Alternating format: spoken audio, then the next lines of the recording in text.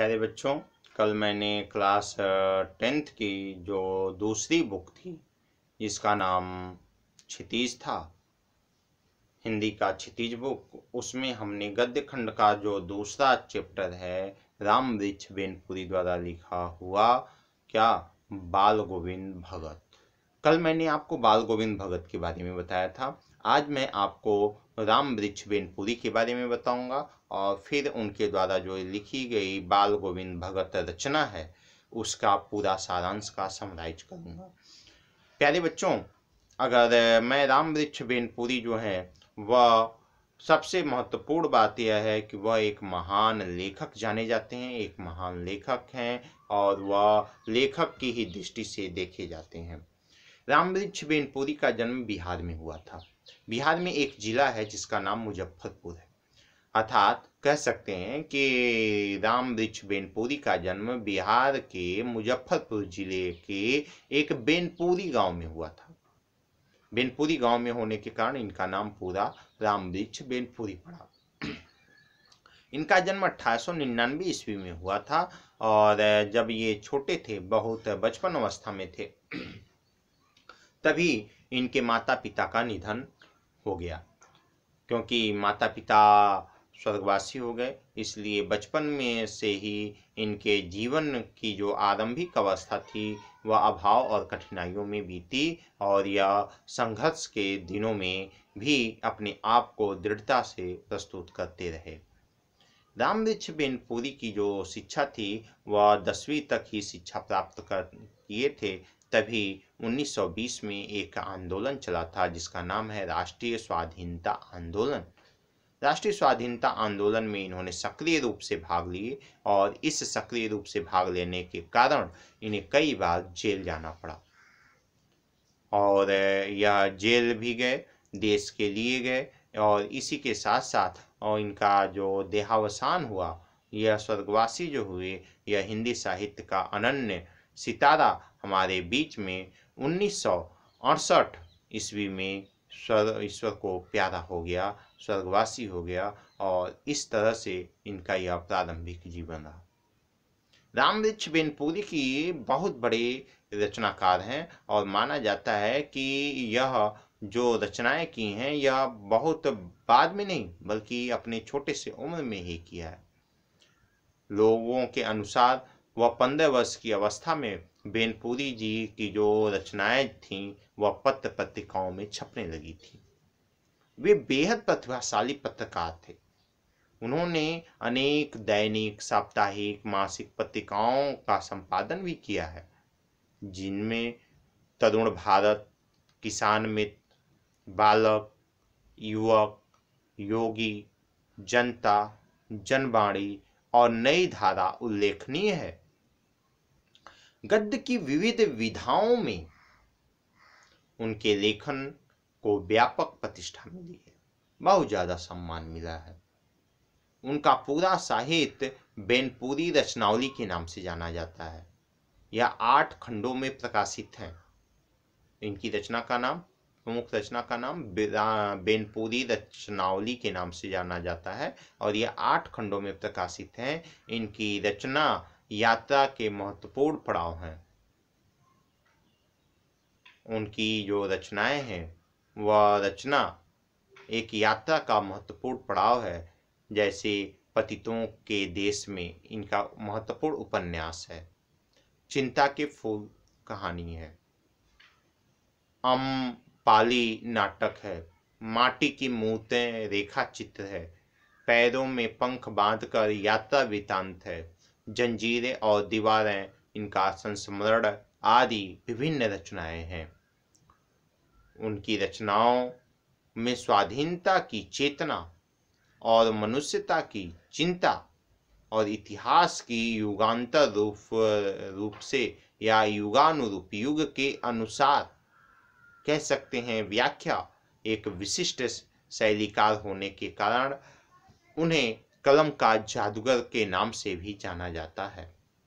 अर्थात राम वृक्ष बेनपुरी के बारे में जो अभी अभी हमने बताया वह सबसे महत्वपूर्ण यही रहा है। राम वृक्ष बेनपुरी अपने आप में ही एक सजग और सशक्त साहित्यकार के रूप में हमारे सामने उपस्थित थे और उन्होंने एक और रचना की जिसका नाम है बाल गोविंद भगत। बाल गोविंद भगत के बारे में जान लें। बाल गोविंद भगत जो रचना है वह एक रेखा चित्र के माध्यम से, अर्थात रेखा चित्र है यह, रेखा चित्र के माध्यम से लेखक ने एक ऐसे विलक्षण चरित्र का उद्घाटन किया है जो मनुष्यता, लोक संस्कृति और सामूहिक चेतना का प्रतीक माना जाएगा। क्योंकि वेशभूषा और बाह्य आडंबरों से कोई भी सन्यासी नहीं होता। सन्यासी उसका आचरण बनाता है, सन्यासी उसका व्यवहार बनाता है, सन्यासी उसका ज्ञान बनाता है, सन्यासी उसका संयम बनाता है। ये सारे गुण उस व्यक्ति के अंदर विद्यमान है और जो सन्यास का आधार जीवन का मानवीय सरोकार है। बाल गोविंद भगत इसी आधार पर लेखक को सन्यासी लगते हैं, वे एक सेवक लगते हैं और वह सन्यास रूप में ब्रह्मचर्य के तौर पे कह सकते हैं। एक जिस तरह से ब्रह्मचर्य का पालन करते हुए एक सन्यासी अपने जीवन को यापन करता है, उसी तरह से गृहस्थ जीवन में भी होते हुए भी बाल गोविंद भगत ने अपने जीवन में ब्रह्मचर्य का पालन करते हुए सन्यासी जैसा जीवन जीने की चेष्टा की। यह पाठ सामाजिक रूढ़िवादियों पर भी एक प्रहार है और इस रेखा चित्र की एक विशेषता यह है कि बाल गोविंद भगत के माध्यम से ग्रामीण जीवन की सजीव झांकी को देखने को मिलता है। यह जो रचना है यह वास्तविक रूप से बाल गोविंद भगत द्वारा भगत के बारे में जो कुछ भी लिखा गया है, यह वास्तविक रूप से यह जीवन की एक अनोखी उपलब्धि है। मैं आपको बताते चलूं कि इस पाठ में, जैसा कि कल मैंने आपको बताया था इस पाठ का पूरा स्टोरी, उसमें मैंने आपको उनकी दिनचर्या के बारे में बताया था और इसके साथ साथ इसकी विभिन्न भाग का हमने समराइज भी किया था। लेकिन आज जो मैं बताने जा रहा हूँ इस पाठ के आधार पे, जो कि बाल गोविंद भगत जो चैप्टर है, इसमें जो उनके मैंने शारीरिक बनावट के बारे में बताया था और उनके परिवार में कौन कौन से लोग थे उनके बारे में बताया था, उनकी दिनचर्या के बारे में बताया था। और इस तरह से हमने बाल गोविंद भगत के बारे में जो कुछ भी बताया था आपको, वह आप हमारे पहले भाग के वीडियो में देख सकते हैं। यह हमारा दूसरा भाग है। मैं आपको बताते चलूं कि बाल गोविंद भगत की जो जीवन शैली है वह समाज की परिस्थितियों से बिल्कुल अलग है। आम मनुष्य, आज के परिवेश में जो मानव है वो क्या है, स्वार्थ से जुड़े हुए हैं। उनका आचरण बिगड़ता जा रहा है दिन प्रतिदिन। हम दूसरे का नुकसान चाहते हैं और अपना भला चाहते हैं। ऐसी बहुत सारी विडंबनाएं हमारे समाज में व्याप्त हैं। बाल गोविंद भगत उसके एक ऐसे उदाहरण के रूप में लेखक ने बाल गोविंद भगत को प्रस्तुत किया है कि समाज में रहते हुए, समाज की समस्याओं को देखते हुए, फिर भी आत्मा और परमात्मा के बीच का जो संबंध है उसकी स्पष्ट व्याख्या उन्होंने की है।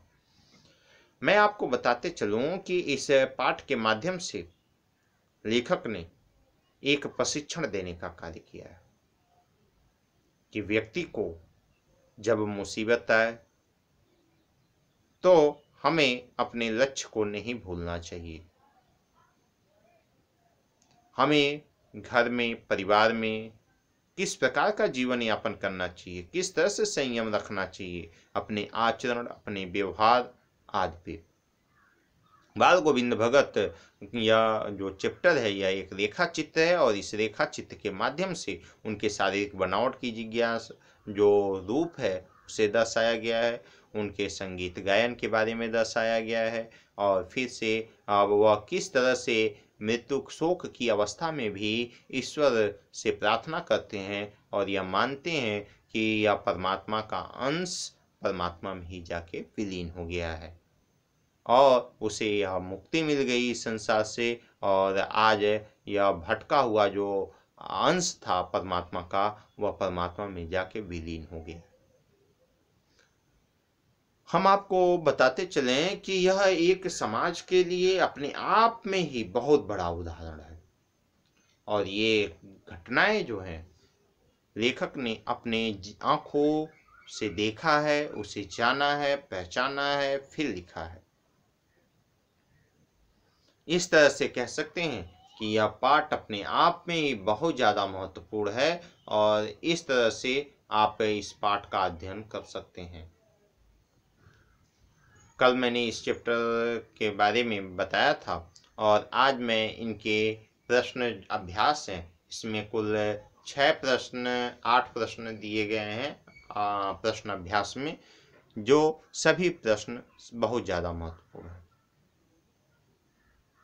प्रश्न नंबर 1, प्रश्न नंबर 3 और प्रश्न नंबर 7 सबसे ज़्यादा महत्वपूर्ण हैं, परीक्षा में अक्सर पूछे जाते हैं। और प्रश्न नंबर 5 हर 1 साल के गैप के बाद पूछा जाता है और यह प्रयास किया जाता है कि जो इनकी दिनचर्या है उसके बारे में जाने। यह एक अपने आप में बहुत महत्वपूर्ण प्रश्न है। क्वेश्चन नंबर 5, बाल गोविंद भगत दिनचर्या लोगों के अचरज का कारण क्यों थी। यह प्रश्न बहुत ज़्यादा इम्पोर्टेंट है क्योंकि यह अचरज क्यों थी, इसका यह सबसे बड़ा उदाहरण यह है कि इस कारण अचरज थी कि वह सुबह उठना, भजन करना और भजन करने के साथ साथ वह अपने नित्य कार्य को करने के बाद का अपनी आजीविका के लिए कार्य करना और इसके साथ साथ वह नित्य ध्यान और संगीत के माध्यम से लोगों को जगाना, लोगों को प्रशिक्षित करना, लोगों को ज्ञान देना, ये उनके जीवन की एक विशेषता थी। लेकिन इसके साथ साथ ही और कुछ भी विशेषताएं थी, जो कि सबसे महत्वपूर्ण यह है कि वे अपने जीवन में दूसरे की किसी वस्तु को न छूना, हर वस्तु को अपना न मानना, ये उनके जीवन की एक बहुत बड़ी विशेषता थी। वो उनके जीवन की अचरज का विशेषता यह था कि वह शौच करने जब जाते तो दूसरे के खेतों में नहीं बैठते थे। ये भी एक आश्चर्य है कि वो अपना ही नुकसान चाहते थे, दूसरे का नहीं।